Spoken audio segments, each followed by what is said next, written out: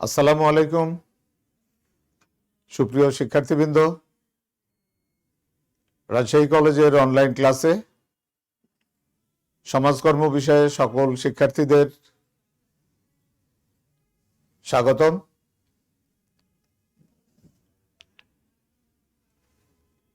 ভাষার মাস ফেব্রুয়ারিতে সকল ভাষা শহীদদের প্রতি বিনম্র শ্রদ্ধা জানিয়ে আজকের ক্লাস শুরু করছি।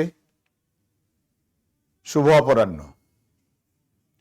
সুপ্রিয় শিক্ষার্থী, আজকের একাদশ শ্রেণীর চতুর্থ অধ্যায়ের ক্লাসে সকলকে স্বাগতম।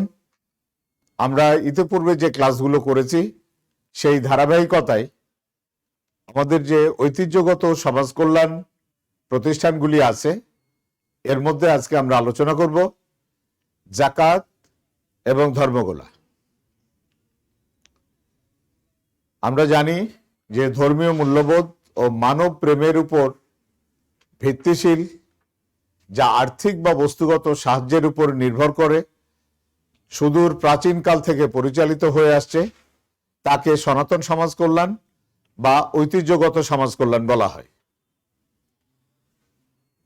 সনাতন অর্থাৎ হচ্ছে পুরাতন বা প্রাচীন।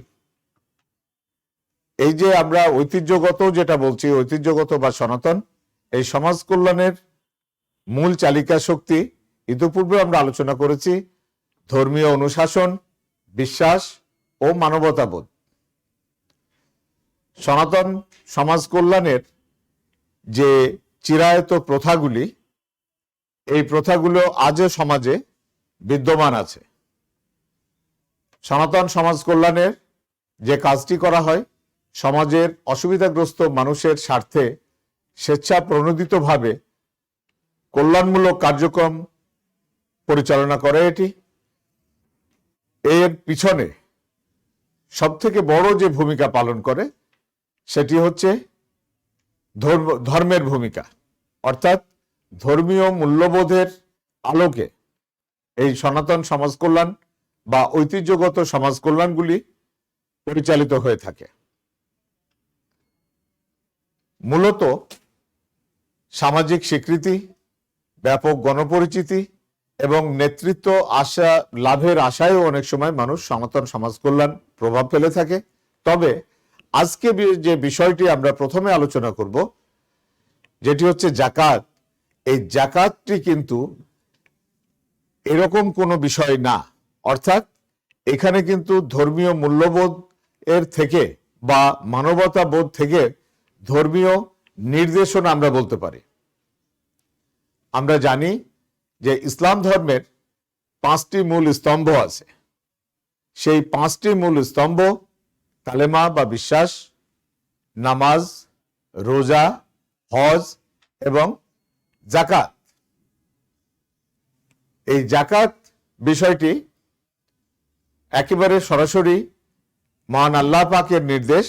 আর আমরা জানি যে মহান আল্লাহ পাকের নির্দেশগুলি এসছে আমাদের কোরআন শরীফের মাধ্যমে। ইসলামী সমাজ ব্যবস্থায় যে সমাজ কল্যাণ প্রতিষ্ঠানগুলো বা প্রথাগুলো আছে তার মধ্যে যাকাত অন্যতম। যাকাত একদিকে একটি মৌলিক ইবাদত, অন্যদিকে কল্যাণমূলক অর্থনৈতিক ব্যবস্থার এটা মূল ভিত্তি। আমরা যে কল্যাণ রাষ্ট্রের কথা বলি, এই কল্যাণ রাষ্ট্রের আমরা তো যখন আমরা দ্বিতীয় অধ্যায়ে আলোচনা করেছিলাম সেখানে দেখেছিলাম কি যে লর্ড উইলিয়াম বেভারিজের নেতৃত্বে যে বেভারিজ কমিটি তৈরি হয়েছিল, তারা কল্যাণমূলক রাষ্ট্র প্রতিষ্ঠা করেছিল আধুনিক ইংল্যান্ডে। কিন্তু তারও অনেক আগে আল্লাহ তাআলার নির্দেশে খোলাফায়ে রাশিদিনের যুগে বা মহানবী সাল্লাল্লাহু আলাইহি সাল্লামের আমল থেকেই যাকাতটা কিন্তু আমাদের সমাজে আল্লাহ তাআলার নির্দেশনা মতো এটি চলে আসছে। ঐতিহ্যগত সমাজ কল্যাণের সুসংগঠিত এবং প্রাতিষ্ঠানিক বৈশিষ্ট্য যাকাতের মধ্যে কিন্তু স্পষ্ট হয়ে ওঠে। ইসলাম ধর্মে যাকাত প্রদান করা বা যাকাত আদায় করা এটি বাধ্যতামূলক বা ফরজ। অর্থাৎ যেমন যদি আমরা কালেমা বা বিশ্বাস না রাখি, আমরা যদি নামাজ আদায় না করি, আমরা যদি সিয়াম বা রোজা পালন না করি, ঠিক একইভাবে যদি আমরা যাকাত আদায় না করি, একইভাবে কিন্তু গুনাহগার হব। তবে হ্যাঁ, এখানে কিন্তু যাকাত সকলের জন্য না, যাকাতের কিছু আলাদা বিশেষত্ব আছে। সেই বিশেষত্বের উপরে নির্ভর করেই মূলত যাকাতটি বা যাকাত কার্যক্রমটি পরিচালিত হয়ে থাকে। সুপ্রিয় শিক্ষার্থীবৃন্দ, আমরা যাকাত বিষয়টিকে একটু বিস্তারিতভাবে আলোচনা করার চেষ্টা করি। যাকাত এটি আরবি শব্দ, যার অর্থ প্রশংসা করা, প্রাচুর্য লাভ করা, আবার অন্যদিকে সংশোধন করা। অর্থাৎ এটি কয়েকটি গুণে গুণান্বিত। যাকাতের দুইটা বিখ্যাত অর্থ বা প্রসিদ্ধ অর্থ হচ্ছে পবিত্র করা এবং বৃদ্ধি করা। পবিত্র করা বা পবিত্রতা এই অর্থে যে মানুষ প্রকৃতগতভাবে বা ন্যাচারালি একটু অর্থলিপ্সু বা কৃপণ স্বভাবের হয়ে থাকে। নিজের উপার্জিত অর্থ বা সম্পদ এটা নিঃস্বার্থভাবে অন্যকে কখনোই দিতে চায় না। তাই আল্লাহ পাকের নির্দেশকে তার পার্থিব মোহের উপর প্রাধান্য দিয়ে অর্থ ব্যয় করলে একদিকে যেমন তার অন্তরের কৃপণতা ও অর্থলিপ্সা হতে পবিত্র হয়, তেমনি তার সম্পদ কলুষ মুক্ত হয়ে পবিত্র হয়। এই দৃষ্টিকোণ থেকে যাকাত অর্থ হচ্ছে পবিত্রতা। তাহলে কি হচ্ছে, যাকাতের একটা অর্থ পবিত্রতা। এটা যদি আমরা খুব কনসাইজ করে বা সংক্ষিপ্ত আকারে বলি, তাহলে হচ্ছে যে মানুষ নিজের সম্পদের উপরে অন্যের অধিকারকে প্রতিষ্ঠা করতে দিতে একটু দ্বিধাবোধ করে। সেই অর্থে যাকাত কি করে, আল্লাহ তাআলার নির্দেশ অনুযায়ী মানুষ এটা দিতে বাধ্য হয়। আর বাধ্য হওয়ার ফলে কি হয়, তার যে অতিরিক্ত অর্থ থাকে বা বাড়তি যে অর্থ থাকে, সেই অর্থটি পবিত্রতা লাভ করে। অন্য অর্থে বলা হচ্ছে বৃদ্ধি পাওয়া। এখানে একটা আমাদের মনে দ্বিধাদ্বন্দ্ব আসতে পারে। সেই দ্বিধাদ্বন্দ্বটা কি, যে আমি তো দিয়েই দিচ্ছি, তাহলে আবার বৃদ্ধি পাচ্ছে কি করে বা বাড়ছে কি করে? এটা বাড়ছে এই অর্থে যে সমাজে ধন সম্পদের যদি আবর্তন বা বিস্তার সাধনের মাধ্যমেই ধনীদের উপর যাকাত ফরজ করা হয়েছে। অর্থাৎ টাকা পয়সাটা যদি রোল করে, অর্থাৎ চলমান থাকে, তাহলে সেখানে কি হয়, পরস্পরের মধ্যে, অর্থাৎ সেই দরিদ্র ব্যক্তি সেও বাজারে কিছু কিনতে পারে বা কেনে, আবার ধনী ব্যক্তি সেও কিন্তু যাকাত দান করে। এই রোলিং এর ফলে বা অর্থ বা ধন সম্পদের আবর্তনের ফলে তাদের এই যাকাতটি কি করে সমাজে একটা স্থিতিশীলতা নিয়ে আসে, যেটাকে আমরা বলছি যে সমাজের সম্পদশালী শ্রেণী যাকাত দান করে, দরিদ্র ও অসহায় শ্রেণী অন্ন বস্ত্রের সংস্থান ছাড়াও সমবেত প্রচেষ্টায় পরিকল্পিত উপায়ে দরিদ্রদের অর্থনৈতিক উন্নয়নের ব্যবস্থা গ্রহণ করতে পারে। অর্থাৎ একদল দান করছে, আর একদল গ্রহণ করছে। গ্রহণ করার পর সে তার যখন দৈনন্দিন চাহিদা মেটাতে আবার সেই অর্থটাকে ব্যয় করছে, তখন কিন্তু সমাজে কি হচ্ছে, টাকা পয়সা যত রোল হয় তত কিন্তু সমাজের মানুষের মধ্যে বৈষম্যটা কমে আসে। ইসলামী অর্থনীতির পরিভাষায় ঋণ ও যাবতীয় প্রয়োজন নির্বাহের পর নির্দিষ্ট পরিমাণ, যেটা আরবি শব্দে বলা হয় নিসাব পরিমাণ, কোন অর্থ কারোর নিকট পূর্ণ 1 বছর যাবৎ সঞ্চিত থাকলে তার নির্দিষ্ট অংশ আল্লাহর নির্দেশিত পথে বাধ্যতামূলকভাবে ব্যয় করার বিধানই হচ্ছে যাকাত। অর্থাৎ আমি ইচ্ছা মতো কিন্তু যাকাত দিতে পারবো না, যাকাত দেওয়ারও আল্লাহ তাআলা একটা নির্দিষ্ট পথ নির্দেশ করে দিয়েছে। তাহলে আমার কি হতে হবে, যে আমার ঋণ বা যাবতীয় প্রয়োজন মেটানোর পর যদি আমার কাছে একটা নির্দিষ্ট অঙ্কের টাকা বা নিসাব পরিমাণ অর্থ বা অন্যান্য সম্পদ থাকে এবং পূর্ণ 1 বছর থাকে, তাহলে তার একটা নির্দিষ্ট অংশ, পুরোটা আবার দান করা লাগবে না, সুনির্দিষ্ট একটা অংশ দান করার বিধানটাই হচ্ছে যাকাত। অন্যভাবে বলা যায় ইসলামী শরীয়তের বিধান অনুযায়ী কোন মুসলমানের যাবতীয় ব্যয় নির্বাহের পর বার্ষিক নির্দিষ্ট পরিমাণ সম্পদ উদ্বৃত্ত থাকলে নির্দিষ্ট হারে বা নির্দিষ্ট শ্রেণীর মধ্যে বাধ্যতামূলকভাবে বিধান করার বিধানই হচ্ছে বা বিধান বিতরণ করার নিয়মই হচ্ছে যাকাত। পবিত্র হাদিস অনুযায়ী সঞ্চিত ধন সম্পদের উপর পূর্ণ 1 বছর ঘুরে না আসা পর্যন্ত যাকাত ফরজ হয় না। অর্থাৎ সাময়িক সময়ের জন্য আমার কাছে একটু বেশি টাকা থাকতে পারে, কিন্তু সে অর্থটিও যাকাতের খাতে আসবে না বা যাকাত দিতে হবে না যদি না সেটি 1 বছর পর্যন্ত না হয়। তাহলে আমরা যাকাতের যে সংজ্ঞাগুলো দেখলাম সেই সংজ্ঞার আলোকে আমরা যাকাতের কিছু বৈশিষ্ট্য বা বিশেষত্বের কথা বলতে পারি। বৈশিষ্ট্য বা বিশেষত্ব আমরা যদি প্রথমেই বলি যে যাকাত কেবল অর্থনৈতিকভাবে সামর্থ্যবান মুসলমানদের জন্য প্রযোজ্য।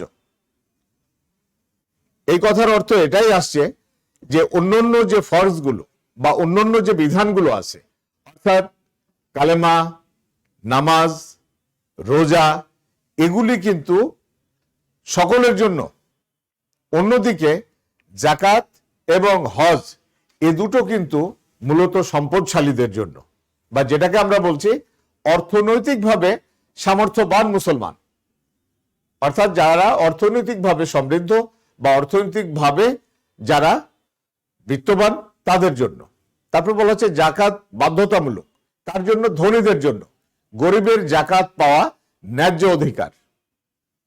সুপ্রিয় শিক্ষার্থী, তোমাদের মধ্যে যারা পৌরনীতি বা সুশাসন বিষয়টি তোমরা পড়ো, তোমরা রাষ্ট্রের নাগরিক হিসাবে অধিকারের সাথে সাথে কিন্তু কর্তব্য একটা কথা পড়ো, যে রাষ্ট্রের নাগরিকদের যেমন অধিকার আছে ঠিক একইভাবে তাদের কিন্তু বিভিন্ন ধরনের কর্তব্য পালন করতে হয় রাষ্ট্রের প্রতি। ঠিক একইভাবে ওই ধরনেরই একটা কথা যে এটা যাকাত ধনীদের জন্য বাধ্যতামূলক আর গরিবের জন্য এটা ন্যায্য অধিকার। যখন অধিকারের প্রশ্নটি আসে এখানে কিন্তু করুণা বা এখানে কিন্তু তার প্রতি দয়া দাক্ষিণ্যের বিষয় না, বরঞ্চ একজন ধনী ব্যক্তি যাকাত প্রদান করে সে পবিত্রতা লাভ করতে পারে। পরবর্তীটি বলা হচ্ছে যাকাত দেওয়ার সুনির্দিষ্ট খাত এবং হার রয়েছে। আমরা অন্যান্য দান, আমরা গত ক্লাসে দানশীলতা এবং সাদকার বিষয়ে আলোচনা করেছিলাম। দানশীলতা বা দান বা সাদকা এর কিন্তু কোনো নির্দিষ্ট খাত বা হার নেই। অন্যদিকে যাকাতের কিন্তু এইরকম নির্দিষ্ট খাত এবং হার আছে। যে নির্দেশনাটি এসছে, আমরা পূর্বেই বলেছি যে যাকাত বিষয়টি এসছে কোথায়? পবিত্র কোরআন শরীফে বা কালামে পাকে। এরপর বলা হচ্ছে যে যাকাত দুস্থ অসহায়দের জন্য নিরাপত্তামূলক ব্যবস্থার একটা বিশেষ দিক। অর্থাৎ এই যে যারা দুস্থ অসহায় মানুষ, এরা যে কি করবে, এদের যে ন্যায্য অধিকার, এই ন্যায্য অধিকার দ্বারা তাদের একটা সামাজিক নিরাপত্তা নিশ্চিত হবে। এরপর হচ্ছে নিসাব পরিমাণ সম্পদ না থাকলে যাকাত দিতে হয় না। নিসাব পরিমাণ একটু আগে আমরা যেটা উল্লেখ করেছিলাম যে একটা নির্দিষ্ট হারে এই পরিমাণ, আমরা পরবর্তী আলোচনাতে সেই নিসাব পরিমাণের ব্যাখ্যাটিতে যাব, কিন্তু এই নিসাব পরিমাণ বা মূল বিষয়টি হলো নির্দিষ্ট পরিমাণে। অর্থাৎ কম টাকা থাকলে বা কম সম্পদ থাকলে তাকে যাকাত দিতে হবে না।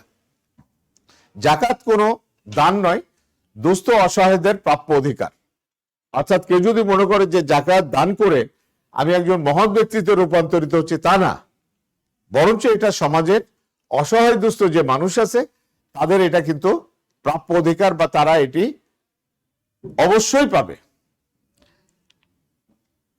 আর যাকাতের যে খাতগুলো আছে বা কোন কোন খাতে যাকাতটা দিতে হয়, বলা হচ্ছে স্বর্ণ, রৌপ্য, নগদ অর্থ। এই স্বর্ণ, রৌপ্য 5টি খাত আছে। এই স্বর্ণ, রৌপ্য, নগদ অর্থে এটা কি করা হয়েছে যে 7.5 বা 7.5 তোলা বা 7.5 ভরি স্বর্ণ অথবা 52.5 ভরি রূপা, তার শতকরা 2.5 অর্থাৎ 2.5 ভাগ হারে যাকাত দেওয়া বাধ্যতামূলক। যদি এটা আমরা শতকরা হিসেবে ফেলি যে শতকরা 40 ভাগ যাকাত দেয়া বাধ্যতামূলক। এছাড়াও যদি অর্থাৎ সোনা, রূপা এগুলো ছাড়াও যদি আর কি থাকে, নগদ অর্থ, ব্যাংক, বীমা, বৈদেশিক মুদ্রা, জমাকৃত যে অর্থ, এর উপরে কিন্তু যাকাত দিতে হবে। অর্থাৎ সেটা যদি নিসাব পরিমাণ বা নির্দিষ্ট পরিমাণ, কিসের নির্দিষ্ট পরিমাণ? 52.5 তোলা সোনা বা 52.5 তোলা রূপা। যে টাকাটি কম হবে, কেননা 7.5 তোলা রূপার 52.5 তোলার বর্তমান বাজার দর অনুযায়ী যদি আমরা এক করি তাহলে কিন্তু এক আসবে না। তাহলে যেটি কম, অর্থাৎ 52.5 তোলা রূপার সমান টাকা যদি এটা সারা বছরের উদ্বৃত্ত থাকে, ব্যয় নির্বাহ করার পর যদি উদ্বৃত্ত থাকে, তার উপরে 2.5% বা 2.5 হারে জাকাত দিতে হবে। এছাড়াও শুধু অর্থ টাকা পয়সা থাকলে কিন্তু চলবে না। যদি কারো কোনো গৃহপালিত পশু থাকে, অর্থাৎ যদি এরকম কোনো গরুর খামার অথবা গৃহপালিত যে আমাদের পশুগুলো আছে যেগুলোর বংশ বৃদ্ধি ঘটে, অর্থাৎ গরু, মোষ, ভেড়া, ছাগল, উট, দুম্বা, এইরকম যে গৃহপালিত পশু আছে যেগুলোর প্রজননের ফলে যেগুলোর সংখ্যা বৃদ্ধি পায়, এইরকম যে প্রাণীগুলো আছে এগুলোরও সংখ্যার একটা নির্দিষ্ট হার আছে। সেই হারে যিনি এই সম্পদের মালিক তাকে জাকাত দিতে হয়। শুধু তাই নয়, আরেকটি কি বলা হচ্ছে, উৎপন্ন ফসল, অর্থাৎ আমি জমি থেকে যে ফসল লাভ করি, এই জমি থেকে ফসল লাভ যে করি সেখানেও কিন্তু জাকাত প্রদান করতে হয়। কিরকম ভাবে? যদি সেচ ছাড়া বা অন্যান্য খরচ ছাড়া, এখানে কিন্তু একটি টেকনিক্যাল বিষয় আছে। অনেকে মনে করে যে আমরা তো জমিতে ফসল উৎপাদন করার জন্য আমি খরচ করি, সেই খরচ ছাড়া যদি কারোর এমনি ফসল উৎপন্ন হয় তাহলে সেখানে 1/10 ভাগ, অর্থাৎ টোটাল যে আমি ফসলটি পাবো তার 10 ভাগের 1/10, অর্থাৎ 10 ভাগের 1 ভাগ আমাকে জাকাত দিতে হবে। অন্যদিকে যদি যান্ত্রিক সেচের মাধ্যমে উৎপন্ন ফসল হয়, অথবা আমি যদি খরচ করে সেই ফসল উৎপাদন করি, আমার কীটনাশক হতে পারে, আমার জমির চাষ করার ক্ষেত্রে হতে পারে, এইরকম ক্ষেত্রে কিন্তু এরও একটা ভাগ দেওয়া হার আছে, সেটি হলো 20 ভাগের 1 ভাগ, তখন আমাকে জাকাত দিতে হবে। এছাড়াও আছে ব্যবসায়িক পণ্য, যারা ব্যবসা করে, বিভিন্ন ব্যবসা প্রতিষ্ঠানের যারা মালিক, তাদেরকেও কিন্তু মূলধনের পরিমাণ, সেই ব্যবসাতে যত তার ইনভেস্ট আছে সেই মূলধনের পরিমাণ যদি 52.5 তোলা রূপা বা 7.5 তোলা সোনার সমান হয়, তাহলে সেখানেও কিন্তু সেই আমরা টাকা পয়সা বা সোনা রূপার ক্ষেত্রে যে হারটি, সেই হারে আমাদেরকে জাকাত দিতে হবে। এরপর বলা হচ্ছে খনিজ দ্রব্য।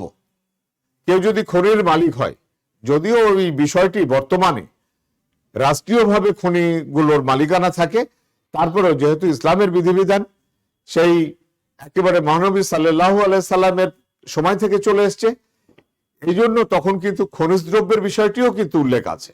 সেই খনিজ দ্রব্য অথবা কোনো ধরনের গুপ্তধন বা এমনি কোনো যদি সম্পদ কোনো মানুষ পেয়ে থাকে, তাহলে তার 5 ভাগের 1 ভাগ এটাও জাকাত প্রদান করা বাধ্যতামূলক। সুপ্রিয় শিক্ষার্থীবৃন্দ, আমরা যদি আমাদের আগের অংশটিকে আমরা দেখি, তাহলে সেখান থেকেও কিন্তু আমাদের এই যে সামনে যে পরীক্ষা আছে, অর্ধবার্ষিক পরীক্ষা, এখান থেকেও কিন্তু আমাদের এমসিকিউ প্রশ্ন হতে পারে যে বিনা সেচের মাধ্যমে ফসল ফলালে সেখানে কি হারে জাকাত প্রদান করতে হতে পারে, অথবা 7.5 ভরি সোনা বা 52.5 ভরি রূপা যদি থাকে তাহলে সেখানে পরিমাণটি কত। তোমার জন্য পরিমাণের ওখানে অপশন দিয়ে থাকলো 1.5, 2.5, 3.5, 4.5। সঠিক উত্তর যেটি, সেটি তোমাকে লিখতে হবে। সবসময় একটা জিনিস মনে রাখতে হবে যে সৃজনশীল বিষয়ে যদিও বাজারে বিভিন্ন ধরনের গাইড বই অথবা আমরা যে টেক্সট বইগুলো তোমাদেরকে রেফারেন্স হিসাবে বলি, এই টেক্সট বইয়ের কিছু অনুশীলনী দেয়া থাকে, এই অনুশীলনীর বাইরেও কিন্তু অনেক প্রশ্ন হতে পারে। এই জন্য সৃজনশীল যখন পদ্ধতিটি আসলো, তখন আমরা বারবার শিক্ষার্থীদেরকে অ্যালার্ট করি যে যে কোনো বিষয়ে একেবারে সেই রেফারেন্স বুক বা পাঠ্য বইয়ের অথবা এছাড়াও বাইরের যে সকল বইগুলি আছে সেখানকার কিন্তু বিভিন্ন বিষয়গুলি একেবারে লাইন বাই লাইন নিজের অনুধাবন করা বা নিজে ধারণ করা, তাহলে কিন্তু এগুলোর উত্তর দেওয়া যেতে পারে। অথবা বলা হতে পারে উৎপন্ন ফসলের ক্ষেত্রে বিনা সেচের মাধ্যমে যে ফসল বা বিনা খরচের মাধ্যমে যে ফসল উৎপন্ন হয়, এই উৎপাদিত ফসলের কত বা কি হারে জাকাত প্রদান করতে হয়, ওখানে অপশন দেওয়া থাকলো 1/5, 1/10, 1/20, এরকম কিন্তু থাকতে পারে। আশা করি তোমরা এরকম প্রশ্নগুলো আসলে সঠিক উত্তরটি লিখতে সক্ষম হবে। তারপর খনিজ দ্রব্যের ক্ষেত্রে আসতে পারে অথবা ব্যবসায়িক পণ্যের ক্ষেত্রে আসতে পারে। পরবর্তীতে আমরা চলে আসি জাকাত ব্যয়ের খাত। আগে তো আমরা দেখলাম যে জাকাত কোন কোন খাতে দিতে হবে আর ব্যয়ের খাতগুলো কি কি। ব্যয়ের খাত বলা হচ্ছে পবিত্র কোরআন শরীফে সূরা তাওবার 60 নম্বর আয়াতে জাকাত আদায়ের 8টি খাতের উল্লেখ করা হয়েছে। সুপ্রিয় শিক্ষার্থী, এখনই যে এরকম প্রশ্নের কথা বললাম, এখানেও কিন্তু আরো একটি প্রশ্ন তোমাদের অনুধাবন বা জ্ঞানমূলক হতে পারে যে পবিত্র কোরআন শরীফের কোন সূরার কত নম্বর আয়াতে জাকাত আদায়ের খাতগুলো নির্ধারণ করা হয়েছে, অথবা কোনটি জাকাত আদায়ের খাত হিসাবে সঠিক, এরকম কিন্তু প্রশ্ন হতে পারে। সূরা তাওবার 60 নম্বর আয়াতে সেই খাতগুলো হচ্ছে দরিদ্র ব্যক্তিদের ক্ষেত্রে, যারা সমাজে দরিদ্র বা ভিখারি বা অন্যের সাহায্য বা অন্যের করুণার উপরে নির্ভর করে, এরকম ব্যক্তিরা জাকাত পেতে পারে। এরপর নিঃস্ব শ্রেণী, এই দরিদ্র শ্রেণীর কাছাকাছি কিন্তু নিঃস্ব শ্রেণী দরিদ্র শ্রেণী থেকেও কিন্তু আরো অসহায় অবস্থা। এই যে আমাদের দেশে বিভিন্ন অঞ্চলে, বিশেষ করে শহর এলাকাগুলোতে যে ভাসমান জনগণ বা ফ্লোটিং পিপুল থাকে, যারা রাস্তাঘাট, স্টেশন, তারপরে লঞ্চ টার্মিনাল, বাস টার্মিনাল, এরকম কোন কোন জায়গায় যারা জীবনযাপন করে, ওই একটি পলিথিনের ঘর করে কোথাও সাময়িক একটি আশ্রয় গ্রহণ করে আবার অন্য জায়গায় চলে যায়, এরকম নিঃস্ব শ্রেণীর ইসলাম গ্রহণের ফলে বিপন্ন ব্যক্তি, অর্থাৎ কোন ব্যক্তি ইসলাম ধর্ম গ্রহণ করেছে তাকে তার সমাজ থেকে বা তাকে তার কমিউনিটি থেকে তাকে বিতাড়িত করে দেওয়া হয়েছে, অথবা অন্য ধর্ম থেকে এসছে বিধায় তার আত্মীয় স্বজন, পিতা মাতা, তারাও তাকে ত্যাগ করেছে। এরকম যে নমুসলিম, এইরকম নমুসলিমের ক্ষেত্রে কিন্তু তিনিও জাকাত গ্রহণ করতে পারেন। তারপর বলা হচ্ছে মুক্তিকামী কৃতদাস। আমরা জানি যে সেই প্রাচীন আরবে তখন কিন্তু কৃতদাস প্রথাটা চালু ছিল, অর্থাৎ মানুষ কেনাবেচা হতো, কোনো সম্পদশালী ব্যক্তি অন্য কোনো সম্পদশালী ব্যক্তির নিকট হতে কৃতদাস বা চাকর হিসাবে মানুষ কিনে নিত। কিন্তু ইসলাম এই কৃতদাস প্রথা বিশ্বাস করে না বিধায় যারা এরকম কৃতদাসের বন্ধনে আবদ্ধ ছিল তাদেরকে মুক্ত করার জন্য তারা জাকাত গ্রহণ করতে পারত। অর্থাৎ যে দামে তাকে কিনেছিল সেই টাকা বা সেই অর্থ মালিককে পরিশোধ করে সে মুক্ত জীবনযাপনে ফিরে আসতে পারত। তারপর বলা হচ্ছে ঋণ পরিশোধে অক্ষম ব্যক্তি, অর্থাৎ যে ব্যক্তি ঋণগ্রস্ত হয়ে আছে এবং ঋণগ্রস্ত হয়ে থাকার ফলে সে বিপন্ন জীবনযাপন করছে, তিনিও জাকাত গ্রহণ করার অধিকারী। তারপর বলা হচ্ছে বিপদ বা অর্থ সংকটে পতিত পথিক বা মুসাফির, অর্থাৎ এক জায়গা থেকে আরেক জায়গায় যারা যাচ্ছে বা যায়, এরকম যারা অর্থ সংকটে পড়ে আছে, এইরকম ব্যক্তিবর্গকেও কিন্তু জাকাত প্রদান করা যায় বা তিনি জাকাত গ্রহণ করতে পারেন, কেননা এই বিষয়টি উল্লেখ আছে পবিত্র কোরআন শরীফে। তারপর বলা হচ্ছে জাকাত আদায়কারী বা সংগ্রহকারী কর্মচারী, অর্থাৎ যারা আদায়ের সাথে সংশ্লিষ্ট, তাদেরকেও যদি এর একটা অংশ না দেওয়া হয় তাহলে তারা কি করতে পারে, তাদের অর্থলিপ্সা বা তাদের প্রয়োজন মেটাতে তারা কিন্তু প্রতারণা বা চুরির আশ্রয় নিতে পারে।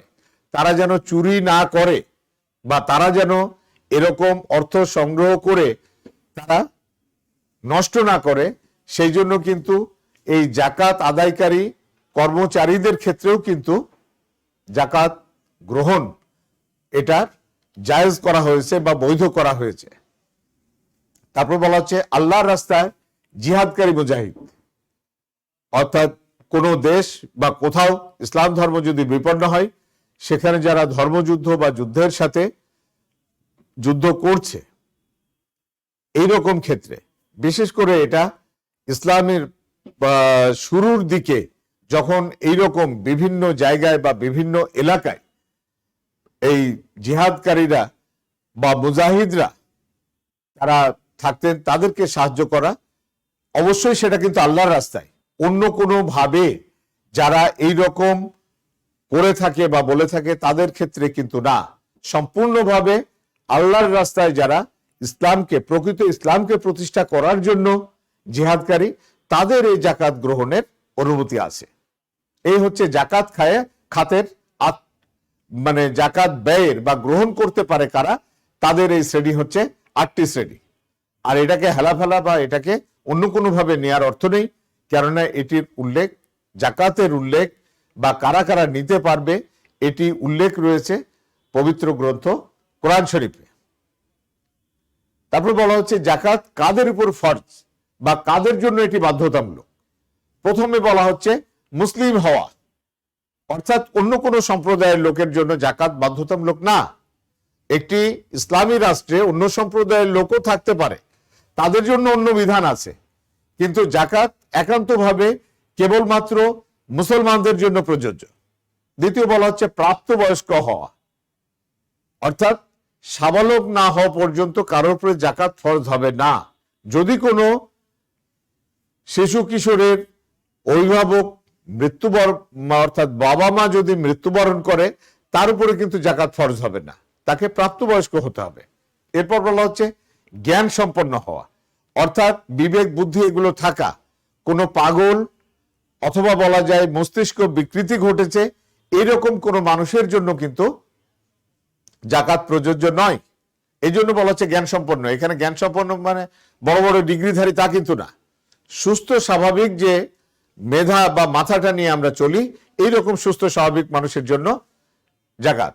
এরপর বলা হচ্ছে স্বাধীন হওয়া, অর্থাৎ কোনো পরাধীন দেশের নাগরিক বা পরাধীন কোনো ব্যক্তির জন্য জাকাত প্রযোজ্য নয়। কারণ আমরা আগেই দেখেছি খাতের মধ্যে কিন্তু ওই যে কৃতদাসের বিষয়টি আছে, যে একজন কৃতদাস অন্যের চাকর বা অন্যের কেনা গোলাম, তাকে জাকাত কিন্তু দিতে হবে না যতক্ষণ না সে স্বাধীন হতে পারছে।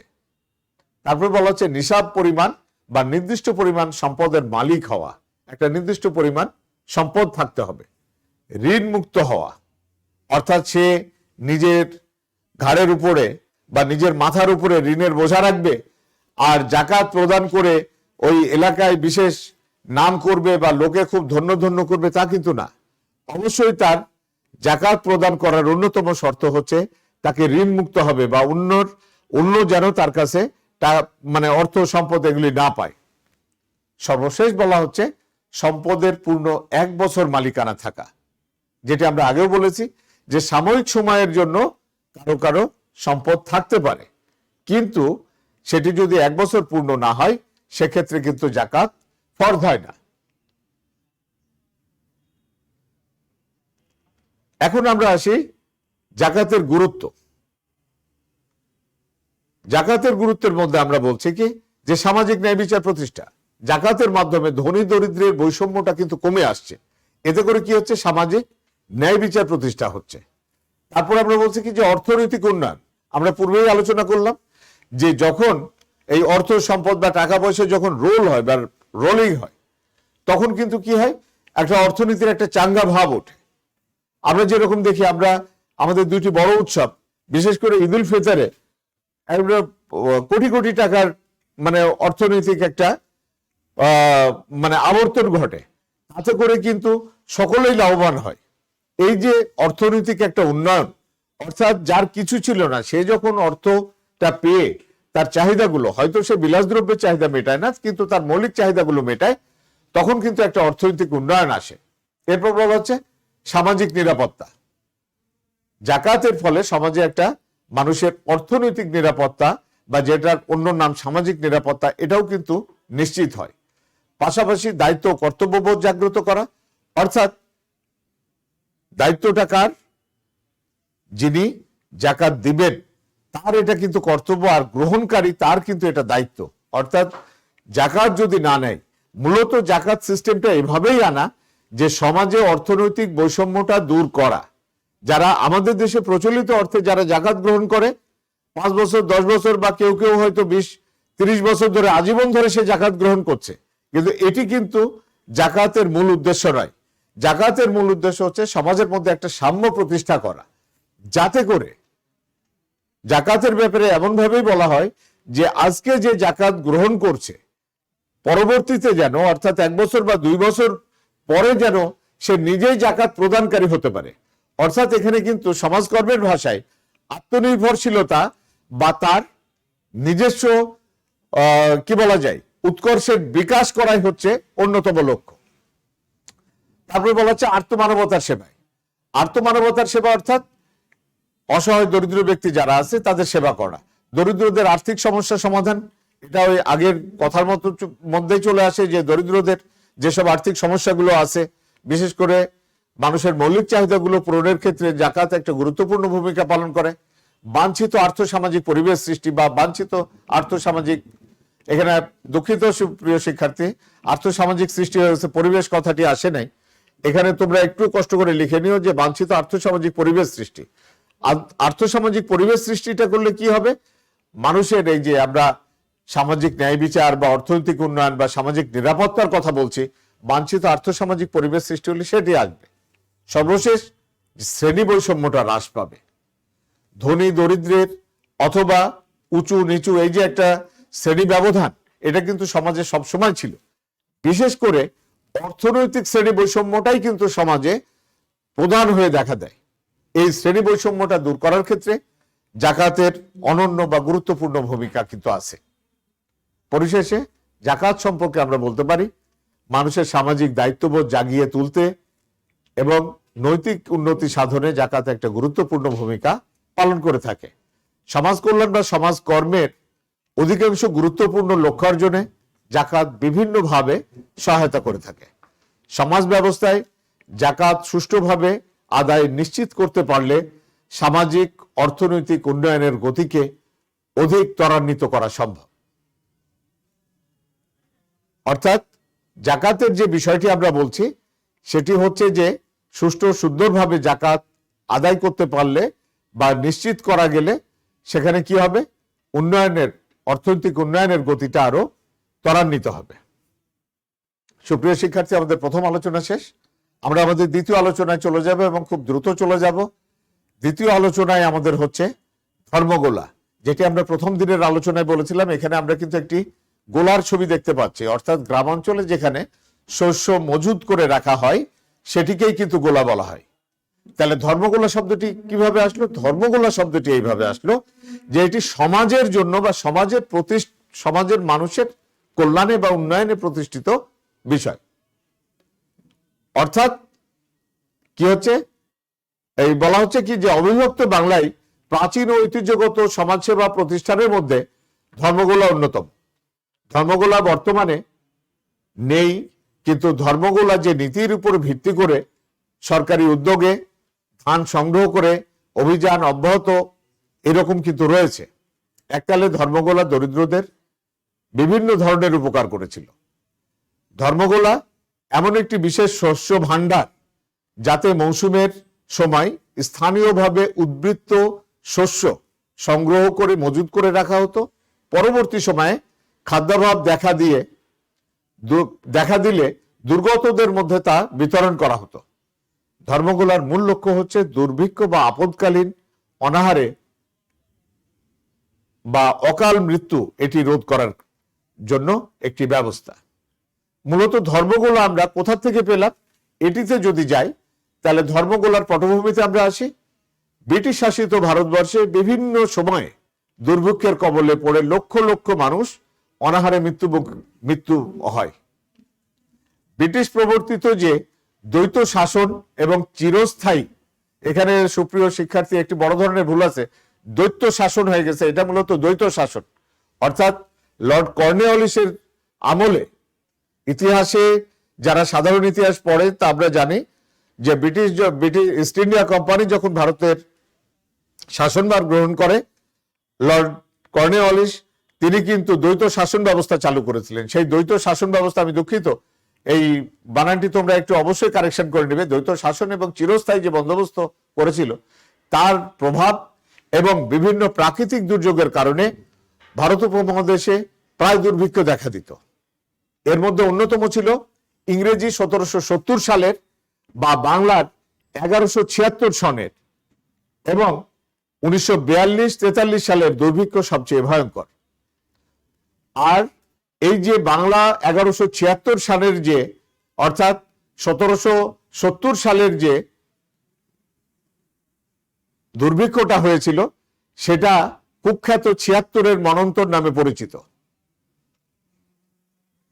আর এই দুর্ভিক্ষের ফলে দেশে প্রায় 1/3 লোক অনাহার ও অসুস্থতায় মৃত্যুবরণ করে। অর্থাৎ এত ব্যাপকভাবে হয়েছিল যে ভারতবর্ষের 1/3 অর্থাৎ 3 ভাগের 1 ভাগ লোক কিন্তু না খেতে পেয়েই মরে গেছিল। আমরা সেই 1770 সালের চিত্র দেখি না, কিন্তু আমরা 1942-43 সালের যে অনাহারের চিত্র সেইটা কিন্তু আমরা আমাদের দেশের বিখ্যাত চিত্রকর শিল্পাচার্য জয়নুল আবেদিনের যে বিভিন্ন চিত্রকর্ম আছে সেই চিত্রকর্মে কিন্তু আমরা এই দ্বিতীয় বিশ্বযুদ্ধ বা 1942-43 সালের যে দুর্ভিক্ষটা হয়েছিল, যেটি 1350 সালে হয়েছিল, এই দুর্ভিক্ষের বিষয়টি কিন্তু বা চিত্রটি আমাদের সামনে কিছুটা হলেও ধরা দেয়। এছাড়াও কিন্তু বিভিন্ন সিনেমা বা চলচ্চিত্র আছে, বিভিন্ন বিখ্যাত বাংলা সিনেমার যারা পরিচালক তারা এইরকম 1942-43 সালের দুর্ভিক্ষ নিয়ে কিন্তু তারাও সিনেমা তৈরি করেছেন। আর এই বাংলা যেটা 1350 সনের দুর্ভিক্ষ, এটিকে সাধারণত 50-এর মন্বন্তর হিসাবে বলা হয়। সুপ্রিয় শিক্ষার্থী, এখান থেকেও কিন্তু আমাদের প্রশ্ন হতে পারে, সেটি জ্ঞানমূলকও হতে পারে, অনুধাবনমূলকও হতে পারে, অথবা আমাদের এমসিকিউ সিকিউ দুইটাই প্রশ্ন হতে পারে। সেটি হচ্ছে যে 76-এর মন্বন্তর বলতে কি বোঝো? এই যে আমরা কুখ্যাত 76-এর মন্বন্তর বলছি, যে 76-এর মন্বন্তর বলতে কি বোঝো? 76-এর মন্বন্তর হলো বাংলা 1176 সালে এদেশে যে একটা ব্যাপক দুর্ভিক্ষ হয়েছিল বা ভয়ঙ্কর দুর্ভিক্ষ হয়েছিল, সেটি 76-এর মন্বন্তর নামে পরিচিত। আর এই দুর্ভিক্ষের ভয়াবহতা থেকে তখন মানুষকে রক্ষা করার জন্য বা রক্ষা করার চিন্তা ভাবনা থেকেই মূলত ধর্মগোলার উদ্ভব হয়। সে বিষয়টি কিরকম ছিল যে দুর্ভিক্ষ বা আপদকালীন সময়ে অনাহারে বা অকাল মৃত্যু রোধ করার লক্ষ্যে 1942-43 সালে দ্বিতীয় বিশ্বযুদ্ধ চলাকালীন সময়ে ধর্মগুলোগুলো গড়ে তোলা হয়। কিভাবে গড়া হতো বা তৈরি হতো, এর কিন্তু একটা স্ট্রাকচার ছিল বা একটা কাঠামো ছিল। সেই কাঠামোটিকে আমরা কি বলছি? ধর্মগোলার ব্যবস্থাপনা। বা কি উপায়ে এটা পরিচালিত হতো? পরিচালিত হতো কি উপায়ে? জেলা বা মহকুমা কর্মকর্তাদের নির্দেশে তদানীন্তন ইউনিয়ন বোর্ডগুলো ধর্মগোলা স্থাপনের উদ্যোগ গ্রহণ করে। জেলা শব্দটির সাথে তোমরা পরিচিত, বর্তমান প্রজন্ম তোমরা কিন্তু এই মহকুমা শব্দটির সাথে পরিচিত না। মহকুমা শব্দের ইংরেজি প্রতিশব্দ হচ্ছে সাবডিভিশন। মূলত আমরা যদি আমাদের এই রাজশাহী জেলা দিয়ে ধরি, রাজশাহী জেলার পরিধি বলা যায় বর্তমান চাঁপাইনবাবগঞ্জ জেলা, নওগাঁ জেলা এবং নাটোর জেলা ব্যাপী ছিল। আর নওগাঁ, নাটোর ও চাঁপাইনবাবগঞ্জ এগুলি ছিল কিন্তু, আর রাজশাহী তো একটা ছিলই, নওগাঁ, চাঁপাইনবাবগঞ্জ এবং নাটোর এগুলো ছিল কিন্তু রাজশাহী জেলার অধীনে মহকুমা বা সাবডিভিশন। অর্থাৎ জেলার থেকে একটু ছোট ইউনিট হচ্ছে মহকুমা। সেই জেলা বা মহকুমা কর্মকর্তাদের যারা এসডিও থাকতেন, অর্থাৎ সাবডিভিশনাল অফিসার বা মহকুমা কর্মকর্তা, এখন যেরকম উপজেলাতে ইউনো সাহেব থাকেন, উপজেলা নির্বাহী অফিসার, ঠিক সেখানে এই মহকুমাগুলোতে থাকতো এসডিও। এই এসডিওদের নির্দেশে এখন যেগুলোকে আমরা ইউনিয়ন কাউন্সিল বলি, তখন ছিল কিন্তু ইউনিয়ন বোর্ড। এই ইউনিয়ন বোর্ডের উদ্যোগে ধর্মগোলা স্থাপন করা হতো। আর প্রত্যেকটা গ্রামে বা প্রত্যেকটা মহল্লায় বা এলাকায় গ্রামীণ ফুড কমিটি একটা ছিল। এই ফুড কমিটি সার্বিকভাবে ধর্মগোলা পরিচালনা করত। এরা গ্রামবাসী দ্বারা গ্রামবাসী যাদেরকে নির্বাচিত করত বা সিলেকশন দিত, তারাই এই খাদ্য সংগ্রহ এবং বিতরণের কাজটা করত। এরপর বলা হচ্ছে যে সার্কেল অফিসার বা ইউনিয়ন বোর্ডের প্রেসিডেন্ট ধর্মগোলার তারা কিন্তু সার্বিক তত্ত্বাবধান করতেন।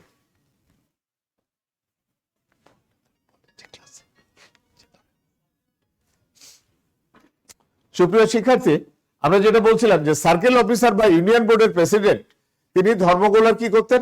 সার্বিক তত্ত্বাবধান।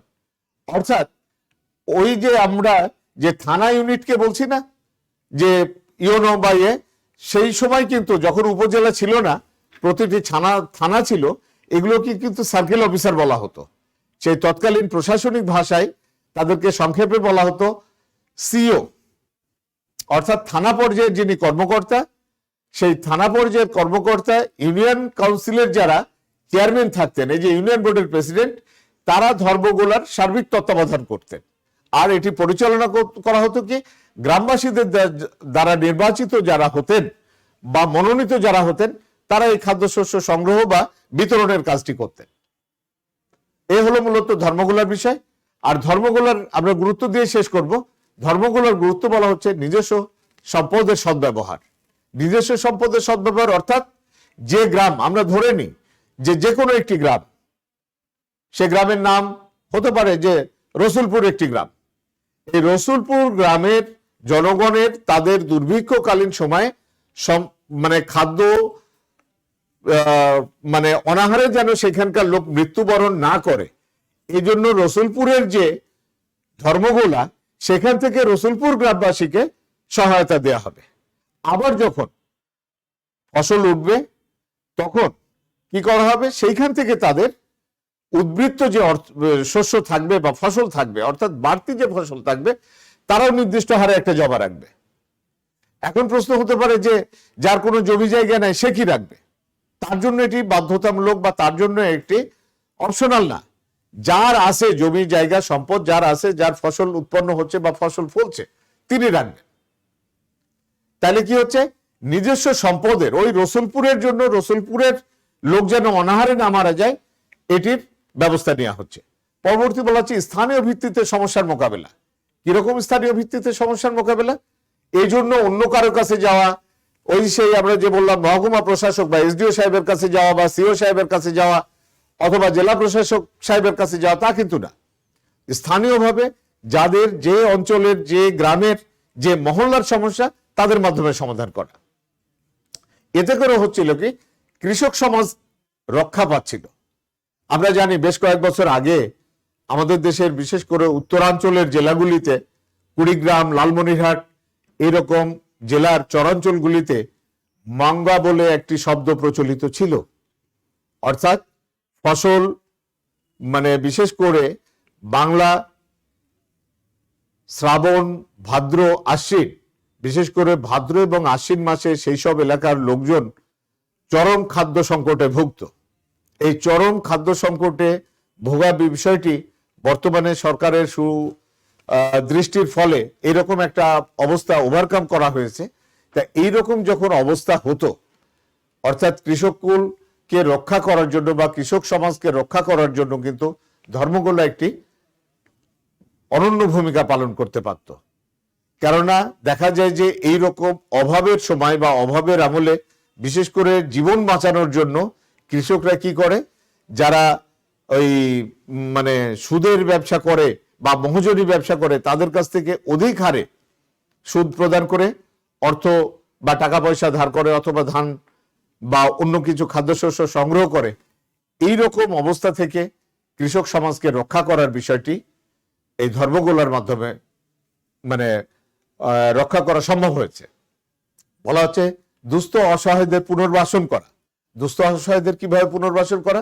তাদেরকে যেমন একাধারে খাদ্যশস্য দিয়ে পুনর্বাসন করা, পাশাপাশি ধর্মগোলার ওই কাজে নিযুক্ত করে কিন্তু তাদেরকে পুনর্বাসিত করা।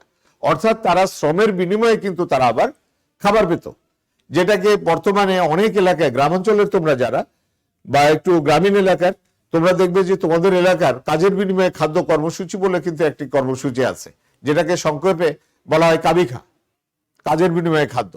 ঠিক এইরকম যারা এই ধর্মগোলা কেন্দ্রিক কাজ করত, এরকম মানুষদের কাজ দেয়া বা তার বিনিময়ে তাদেরকে খাদ্যশস্য দিয়ে সাহায্য করা হতো। এরপর বলা হচ্ছে সমষ্টিগত পদক্ষেপ, অর্থাৎ বাইরের কোনো সাহায্য সহযোগিতা ছাড়া কি করা হতো, সমষ্টিগতভাবে একটি কমিউনিটির বা একটি সমষ্টির জনগণ তাদের নিজের সমস্যা তারা নিজেরাই সমাধান করত বা এটা সমাধান করতে পারত। সর্বশেষ বলা হচ্ছে এটি একটি সরকারি উদ্যোগ, অর্থাৎ শুধু জনগণ নিজেদের ইচ্ছাধীন না, জনগণ এই কাজটির জন্য, যেমন ইউনিয়ন বোর্ডের যিনি সভাপতি ছিলেন বা ইউনিয়ন কাউন্সিলের যিনি সভাপতি বা চেয়ারম্যান ছিলেন, তিনি জনপ্রতিনিধি হলেও তাকে কিন্তু সার্কেল অফিসার অথবা এসডিও অথবা জেলা প্রশাসক তাদের কাছে কিন্তু রেসপন্সিবল থাকতে হতো। অর্থাৎ কেউ ধর্মগোলা নিয়ে আলাদা কোনো কিছু করবে বা ব্যবসা করবে এরকম চিন্তা ভাবনা কিন্তু করতে পারতো না। অর্থাৎ সরকারের একটা প্রত্যক্ষ একটা নিয়ন্ত্রণ ছিল, যেটি আমাদের দেশের অনেক প্রাচীন একটি প্রথা বা অনেক প্রাচীন একটি নিয়ম, যেটি মানুষকে রক্ষা করার জন্য, অসহায়গ্রস্ত মানুষকে সাহায্য করার ক্ষেত্রে একটি বলিষ্ঠ ভূমিকা রাখতে সক্ষম হয়েছিল। সুপ্রিয় শিক্ষার্থী, আজকের আলোচনা শেষে আমরা যেটা বলতে পারি সেটা হচ্ছে আধুনিক সমাজে ধর্মগোলার অস্তিত্ব না থাকলেও দরিদ্র অসহায় মানুষের কল্যাণে এটি একসময় গুরুত্বপূর্ণ ভূমিকা পালন করেছে। ধর্মগোলার যে দর্শন, অর্থাৎ যে ফিলোসফির উপর ধর্মগোলা প্রতিষ্ঠিত, সেটি আধুনিক সমাজ কল্যাণ বা সমাজকর্মের লক্ষ্য উদ্দেশ্যের সাথে সাদৃশ্যপূর্ণ। তার সাথে সাথে এর সাথে রাষ্ট্রীয় আইনগত সহায়তার অনুপস্থিতি এবং সুষ্ঠু সাংগঠনিক কাঠামোর অভাবে এই কর্মসূচি বর্তমানে বিলুপ্ত হলেও এর শিক্ষা সমাজে গুরুত্বপূর্ণ অবদান রাখতে সক্ষম। অর্থাৎ সরকারি সহায়তা বা পৃষ্ঠপোষকতা এই জিনিসটি নাই, কিন্তু এখনো যদি এরকম ব্যবস্থা গ্রামীণ এলাকায়, বিশেষ করে যেসব এলাকার মানুষের অর্থনৈতিক অথবা যাদের এই যে ফসল, বিশেষ করে চরাঞ্চল যেগুলোতে বিভিন্ন সময় হঠাৎ হঠাৎ বিভিন্ন প্রাকৃতিক দুর্যোগের প্রাদুর্ভাব দেখা যায়, যেমন বিভিন্ন চরাঞ্চলগুলিতে এই গত বছরই প্রায় 4 থেকে 5 বার এক একটা অঞ্চলে বন্যা হয়েছে। এরকম বন্যা কবলিত এলাকা বা খরা কবলিত এলাকাতে যদি স্থানীয় ভিত্তিতে এরকম মানে প্রতিষ্ঠানগুলো এখনো থাকে, তাহলে বলা যায় যে তাৎক্ষণিকভাবে অন্তত সরকারি সাহায্য আসার আগে পর্যন্ত মানুষের তাৎক্ষণিক সমস্যা সমাধান করতে এই প্রথা প্রতিষ্ঠানগুলো একটা বলিষ্ঠ ভূমিকা রাখতে পারে। সুপ্রিয় শিক্ষার্থী, আমরা আজকের আলোচনা এখানে শেষ করব। আশা করি আমরা যে পর্যন্ত আমরা আলোচনা করেছি এই একাদশ শ্রেণীর সমাজকর্ম প্রথম পত্র বিষয়ের ক্লাসে আমরা আমাদের পরীক্ষার প্রশ্ন এর মধ্যেই সীমাবদ্ধ রাখবো বা রাখতে চেষ্টা করব তা কিন্তু না। যে পর্যন্ত আমরা আলোচনা করেছি ঠিক এর মধ্যেই আমাদের যে অর্ধবার্ষিক পরীক্ষা সামনে আছে সেই অর্ধবার্ষিক পরীক্ষার আমরা প্রশ্ন রাখবো। আশা করি তোমরা সুন্দরভাবে তোমাদের পরীক্ষাগুলো দিতে সক্ষম হবে। আর যদি কোনো সমস্যা সমাজকর্ম বিষয়ে থেকে থাকে তাহলে আমার ক্লাসের শুরুতেই যে আমি পরিচিতির যে আমার স্লাইডটি ছিল সেখানে আমার ফোন নাম্বার আছে, সরাসরি যে কোনো শিক্ষার্থী কথা বলতে পারো, অথবা রাজশাহী কলেজের ওয়েবসাইট থেকে সমাজকর্ম যে আমাদের টিচার লিস্ট আছে, আমি ছাড়াও আরো অন্যান্য শিক্ষকরা আছে, তাদের সাথেও এ বিষয়ে আলাপ করলে তোমরা প্রয়োজনীয় সহযোগিতা পাবে।